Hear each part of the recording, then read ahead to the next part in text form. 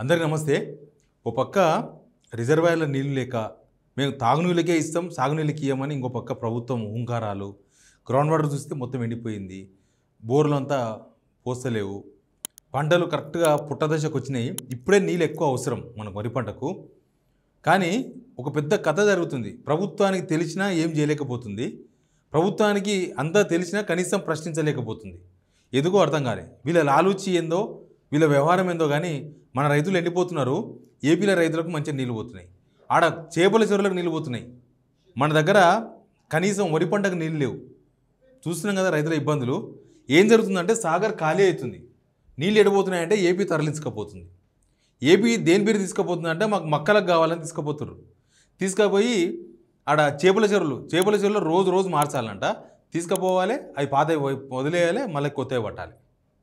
అట్లా నీళ్ళు తీసుకుపోతుంది. అసలు ఏంది సిచ్యువేషన్ సాగర్లో? ఏంది ఓన్లీ సాగర్లో పరిస్థితి ఏంది? ఇంకా మా మామనార్లో అయితే చాలా దారుణమైన సిచ్యువేషన్ ఉంది. జూరాల కింద మొత్తం పోయింది. జూరాల కింద కనీసం రైతులకు ధైర్యం చెప్పే పరిస్థితిలో కూడా లేదు ప్రభుత్వం. శ్రీశైలం ఖాళీ, సాగర్ ఖాళీ.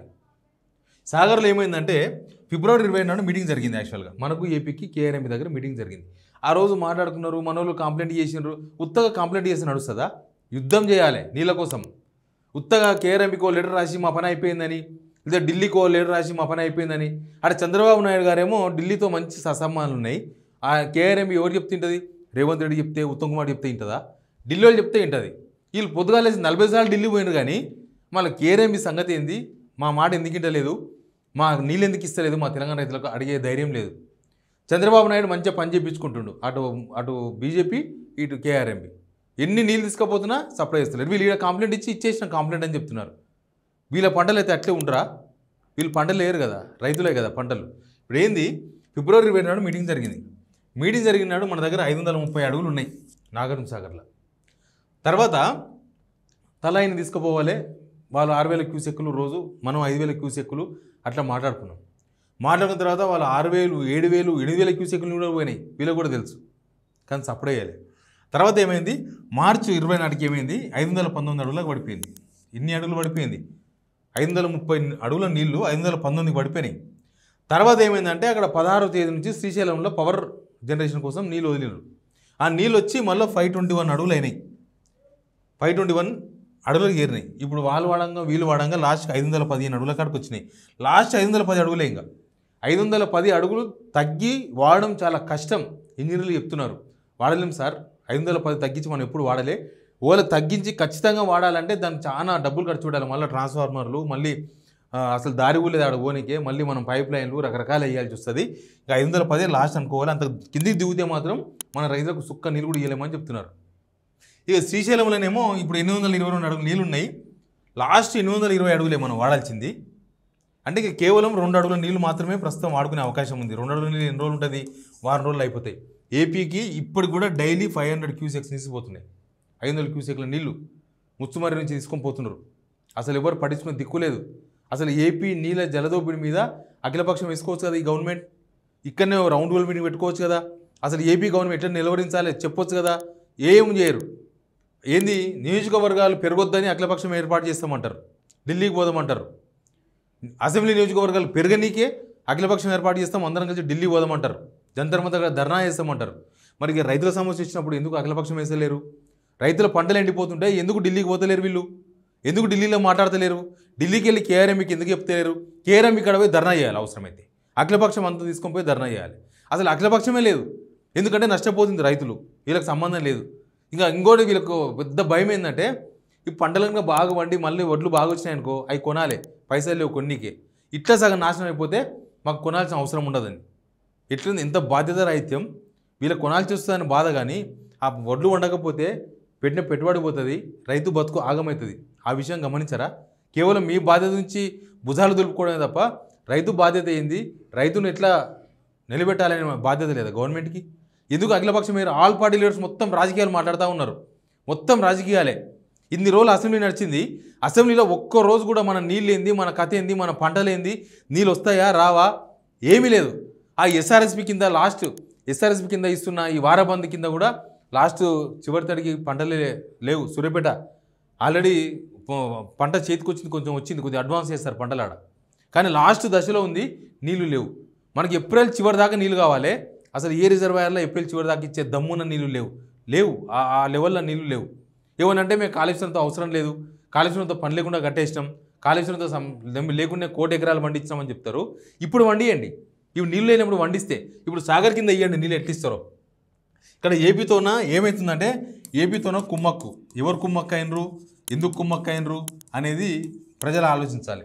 మన నీళ్లు ఏపీకి పోతుంటే, మన రైతులు ఎండుతుంటే, మన ఒడ్లు ఇప్పుడు ఏంది నీళ్ళు ఇవ్వకపోతే ఏమవుతుంది? పంటలు ఎండిపోతాయి.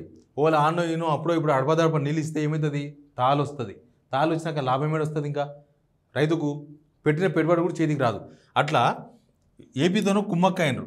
2 ఏపీ నీళ్ళు తీసుకుపోతున్నా నీళ్ళు పోతున్నాయి, ఇప్పుడు కూడా నీళ్ళు పోతున్నాయి. పట్టించుకునే దిక్కు లేదు. వాళ్ళ కెపాసిటీని మించి వాడుకున్నారు. వాళ్ళు వాడాల్సిన నీళ్ళు కన్నా ఎక్కువ నీళ్ళు వాడుకున్నారు. డెడ్ స్టోరేజ్కి పోతున్నాయి. ఒక పక్క Sagar dead storage, Srisailam dead storage. ఇక అంతా పోయిన తర్వాత నీళ్ళు ఎడికి తీసుకొస్తారు?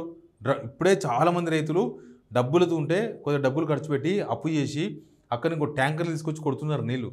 ట్యాంకర్లతో తీసుకొచ్చిన నీళ్ళు కూడా ఎక్కువ ఒడిసి రావు, ఎక్కువ మనకు సర్ది రావు. కాలువతో పోతే సర్ది వస్తాయి, కానీ ట్యాంకర్లతో పోస్తే లేకపోతే లోడలతో పోస్తే సర్ది రావు నీళ్ళు. రైతులు చెప్తారు కదా, అట్లా కాదు. ఒకసారి పోస్తారు, 2 సార్లు పోస్తారు. అది కూడా క్వాలిటీ పంట కాదు. కాబట్టి ఖచ్చితంగా ఇక్కడ నీళ్లు అయిపోయినాయి. ఇంకేమున్నది? ఇంకొక 5 అడుగుల నీళ్ళు ఉన్నాయి. 5 అడుగులు మాత్రమే సాగర్ నీళ్ళు ఉన్నాయి. ఈ సాగర్లో ఈ నీళ్లు ఇక్కడ 2 అడుగుల నీళ్ళు అయిపోతే రైతుల పని ఆగమవుతుంది. తెలంగాణ రైతులు ఇంకా ఏం చేసుకోవాలో కూడా తెలియదు.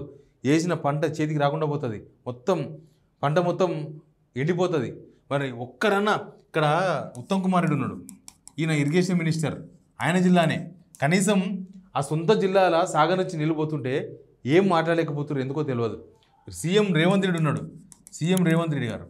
ఈయన కూడా మన దక్షిణ తెలంగాణకు సంబంధించిన రైతు బిడ్డ అని చెప్తాడు. నేను రైతు బిడ్డను గొప్పగా చెప్తాడు. తీరా చూస్తే ఈ రైతులకు నీళ్ళు ఎండిపోతుంటే పట్టించుకొని దిక్కులేదు. అసలు ఈ సిచ్యువేషన్ ఎందుకు వచ్చింది? ఇంత డెడ్ స్టోరేజ్కి వచ్చిన దాకా మీరు ఏం చేసినారు? ఒకటి, కనీసం ఇప్పటికైనా బాధ్యత తీసుకొని ఆ కేరం మీ మాట వింటలేదని మీరే చెప్తారు. ఇన్న దగ్గర మీరేం చెప్తారు? ఢిల్లీ పోయి చెప్పుకోండి. ఢిల్లీ పోయి ఏం చెప్పుకుంటారు మీరు?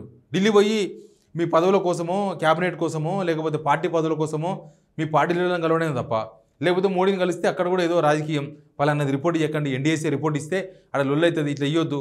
పేపర్లో లీక్ అయింది కాళేశ్వరం మీద చెప్తావు కదా. కాళేశ్వరం మీద ఎన్డీఏసీ పలానా రిపోర్ట్ తయారు చేసింది అని ఇంగ్లీష్ పేపర్లో వార్త వచ్చింది. ఏమని వచ్చిందంటే కేవలం 7th బ్లాక్ ఎక్కడైతే కూలిపోయిందో ఆ కూలిపోయిన కాడికి మాత్రమే కట్టాలి, మిగతాది ఏం ప్రాబ్లం లేదు.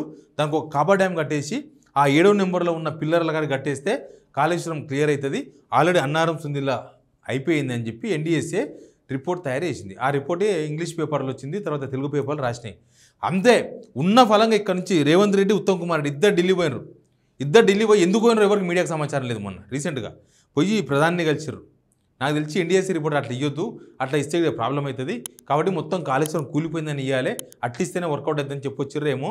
2-3 రోజుల్లో రావాల్సిన ఎన్డీఏసీ రిపోర్టు లాస్ట్ మంత్లో సెంట్రల్కి పోయింది.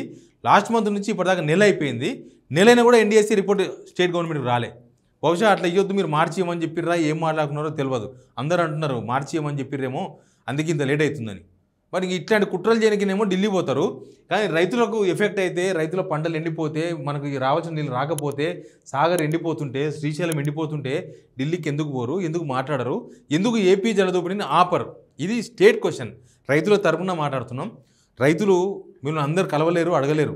కానీ ఈ 2 సాగర్ అంతా ఖాళీ అయిపోతే సాగర్ కింద లక్షల ఎకరాల పంట ఎండిపోయే అవకాశం ఉంది. రైతులు ఖచ్చితంగా మీరే బాధ్యులు అవుతారు, ఎవ్వరు బాధ్యులు గారు. అప్పుడు కేసీఆర్ సంతకం పెట్టిండు 2015 కాబట్టి ఇట్లా అయిందని చెప్తే కూడా ఎవరు నమ్మడు. ఉన్న నీళ్ళు ఏపీకి పంపి ఇంకా కేసీఆర్ సంతకం పెట్టిండు, లేకపోతే అంతకుముందు చంద్రబాబు నాయుడు సంతకం పెట్టిండు అని చెప్తే కూడా ఎవరు నమ్మే అవకాశం ఉండదు. బట్ నీళ్ళ కటకట మాత్రం తెలంగాణలో బాగా వచ్చింది.